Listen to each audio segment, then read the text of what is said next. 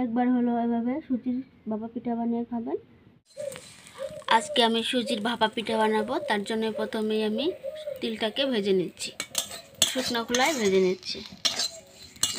সুজির ভাপা পিঠা বানানোর জন্য তিলটাকে আমি খুব সুন্দরভাবে ভেজে নিয়েছি, দেখতেই পাচ্ছেন। এবার আমি সুজিটাকে ঢেলে আমি পাতলা একটা ব্যাটার তৈরি করে নেব।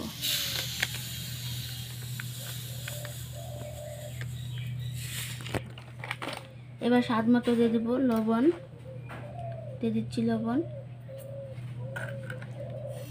এই পিঠাটায় আর কিছু লাগবে না। এবার আমি জল দিয়ে গুলে নেব।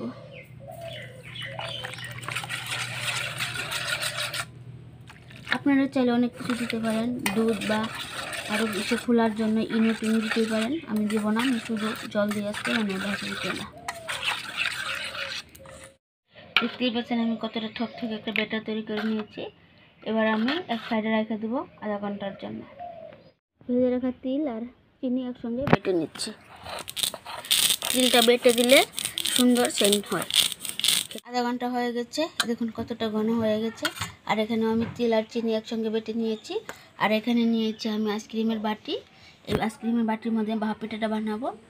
এখন আমি তেল হালকা হালকা ব্রাশ করে দিচ্ছি।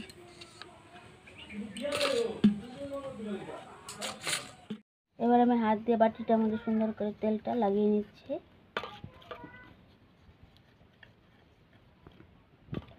এবার আমি ব্যাটারটা দিয়ে দিব।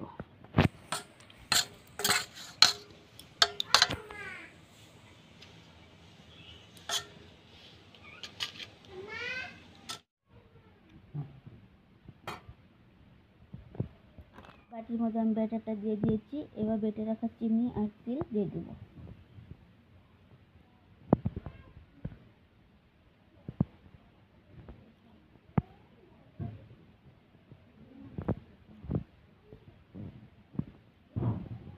এবার একবার হলো ভাপা পিঠাটা বানিয়ে খাবেন, খুব ভালো লাগে খেতে, ঝামেলা ছাড়া খুব সুন্দরভাবে বানিয়ে নিতে পারবেন।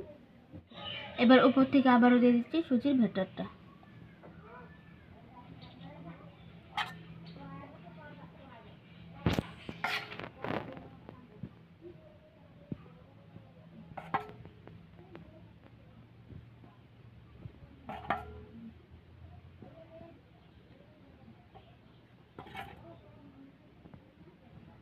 এবার একটু ঝাঁকে ঝাঁকে নিচ্ছি যাতে ভিতরে ফাঁকা না থাকে।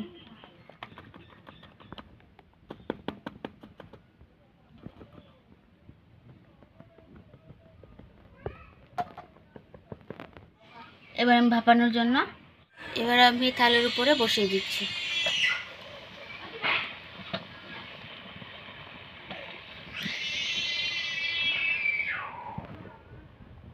এবার আমি 5 মিনিটের জন্য ঢাকনা দিয়ে দিব।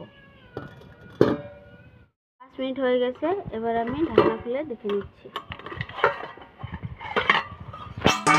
দেখুন কত সুন্দর হয়েছে ভাপা পিঠাটা, আপনাদেরকে দেখিয়ে দিচ্ছি। এই দেখুন কত সুন্দর হয়ে গেছে। এবার এক এক করে আমি নামিয়ে নেব।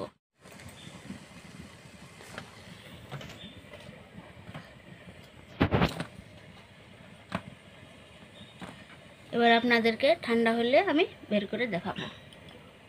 আপনাদেরকে আমি বের করে দেখাচ্ছি। অনেকটাই ঠান্ডা হয়ে গেছে, এবার বার করে দেখাচ্ছি। এই দেখুন ঠান্ডা হওয়ার পরে এভাবে ছেড়ে যাচ্ছে। এই দেখুন,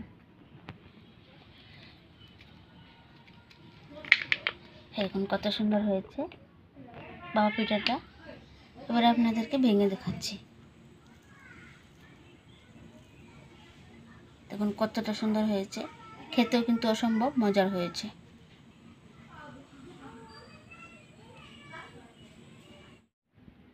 একবার হলো এভাবে সুজির ভাপা পিঠা বানিয়ে খাবেন, সন্ধ্যার চার সঙ্গে খেতে অসম্ভব মজার হয়। আর আমার ভিডিওটা কেমন লাগলো অবশ্যই কমেন্ট করে জানাবেন।